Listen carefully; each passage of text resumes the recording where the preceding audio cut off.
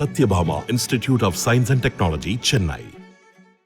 வெளிநாட்டில் கஷ்டப்பட்டு சேர்த்த பணத்தை கொண்டு சொந்த ஊரில் ஆசையாய் விவசாயம் செய்த இளைஞர் அரசு அதிகாரிகளின் செயல்பாட்டால் விவசாயத்தை விட்டே வெளியேறுவதாய் விரக்தியில் தெரிவித்துள்ளது சோகத்தை ஏற்படுத்தியுள்ளது. சிவகங்கை மாவட்டம் சாமியார்பட்டி கிராமத்தில் வசித்து வருபவர் அப்துல் ரஹ்மான்.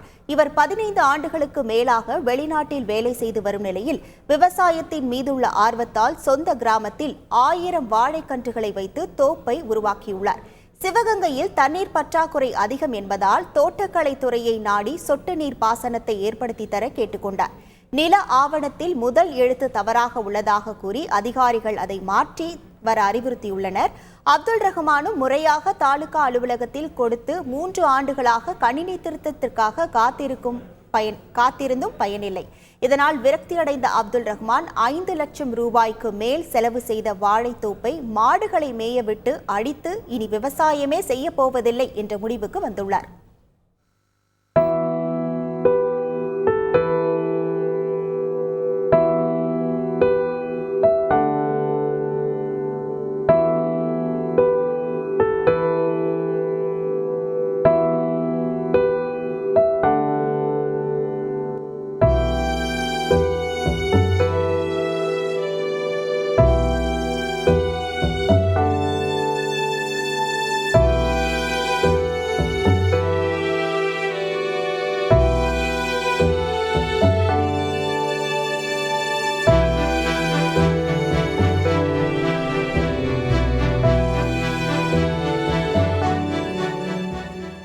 ஆயிரம் வாழைகள் நான் சாகுபடி பண்ணியிருக்கிறேன். நான் வாங்கின டாக்குமெண்ட்டில் வந்து வெள்ளச்சாமி மகன் மாரிமுத்துன்றவர்கிட்ட நான் அந்த இடம் வாங்கியிருக்கிறேன் 1986.